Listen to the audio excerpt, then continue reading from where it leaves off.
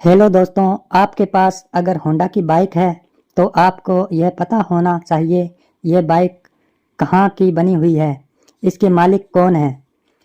यह पूरी जानकारी के लिए यह वीडियो पूरा देखिए।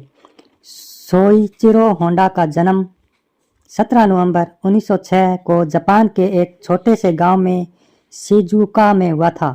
पिता का नाम गिहेर होंडा था, जो एक गरीब लोहार थे। वह पुरानी टूटी हुई साइकिल खरीदकर उन्हें ठीक करते थे। सोचिरो को शुरू में से औजार से खेलने का शौक था। वह भी अपने पिता का हाथ बटाया करते थे। होंडा को पढ़ाई लिखाई पसंद नहीं थी। यही वजह रही कि उन्होंने लगभग 16 साल की उम्र में पढ़ाई छोड़ दी थी। एक दिन उन्होंने अखबार में सोकाई कार कंपनी में मैकेनिक की नौकरी का प्रस्ताव देखा और टोक्यो चले गए। उन्हें काम तो मिल गया, लेकिन उनकी उम्र को देखते हुए केवल साफ सफाई का काम दिया गया।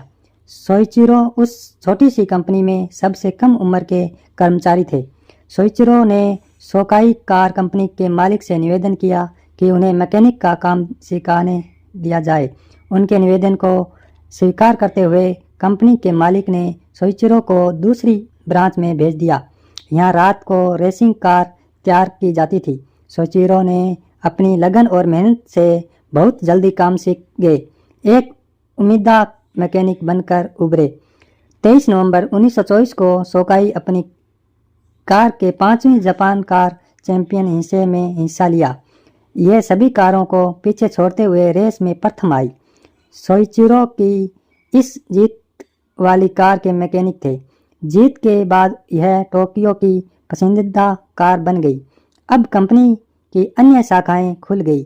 इन शाखाओं में से एक की जिम्मेदारी 21 साल के सोचिरो को दी गई।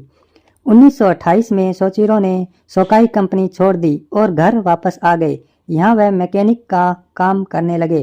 कुछ दिन बाद उन्होंने बड़ी कंपनियों के लिए सस्ते और टिकाऊ पिस्टन रिंग बनाना शुरू किए। उन्होंने अपनी सारी पूंजी लगाकर एक कंपनी खोली और प्रयोग शुरू कर दिया। अपने बनाए पिस्टन को बेचने के लिए बड़ी कंपनियों से संपर्क किया। जल्द ही उन्हें टोयोटा को पिस्टन रिंग सप्लाई करने का कॉन्ट्रैक्ट मिल गया, लेकिन इस बीच एक रेस के दौरान उनका एक्सीडेंट हो गया और वह बुरी तरह जख्मी हो गए। उन्हें 3 महीने तक अस्पताल में रहना पड़ा। अस्पताल में उन्हें पता चला कि उनके बनाए पिस्टन की क्वालिटी तय मानकों के अनुसार पास नहीं हुई। उन्होंने टोयोटा का कॉन्ट्रैक्ट खो दिया। जीवन में सब उनके खिलाफ चल रहा था। उनके जीवन की पूरी कमाई डूब चुकी थी, लेकिन उन्होंने हार नहीं मानी और पिस्टन की क्वालिटी को सुधारने के लिए कई कंपनियों के मालिकों से मिले। लेकिन तभी तक और आफत आ गई। 1944 में दूसरे विश्व युद्ध के दौरान अमेरिका B-29 हमले में उनकी फैक्ट्री पूरी तरह जल गई। इस घटना ने उन्हें दहला दिया था, लेकिन युद्ध खत्म होने के बाद उन्होंने अपनी कंपनी के अवशेषों को 4,50,000 येन में बेचा और अक्टूबर 1946 में उन्हें पैसों से होंडा टेक्निकल रिसर्च इंस्टीट्यूट खोला। युद्ध में हारने के बाद जापान की अर्थव्यवस्था पूरी तरह डगमगा गई थी। लोग पैदल या साइकिल से चलने को मजबूर थे। इन समस्याओं को देखते हुए सोचिरो ने एक छोटा इंजन बनाकर साइकिल से जोड़ दिया।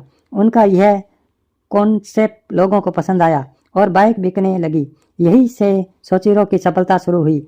1949 में उन्होंने कंपनी का नाम होंडा टेक्निकल रिसर्च इंस्टीट्यूट में बदलकर होंडा मोटर्स रख दिया। इस साल उन्होंने 2 स्ट्रोक इंजन बाइक लॉन्च की। इसके बाद उन्होंने पीछे मुड़कर नहीं देखा। कंपनी 1961 में हर महीने 1 लाख मोटरसाइकिलों का उत्पादन करने लगी थी। 1968 में कंपनी के हर महीने का उत्पादन बढ़कर 10 लाख मोटरसाइकिल हो गया। जापान की अर्थव्यवस्था सुधरी और होंडा ने 4 व्हीलर में कदम रखा। सोचिरो छोटे कर्मचारी को भी बड़े अधिकारी की तरह सम्मान देते थे। एम्पायर सफलता के बाद 5 अगस्त 1991 में सोचिरो होंडा ने इस दुनिया को अलविदा कह दिया। दोस्तों, यह वीडियो आपको अच्छी लगी होगी। इस तरह की वीडियो आगे भी लेकर आता रहूँगा। धन्यवाद।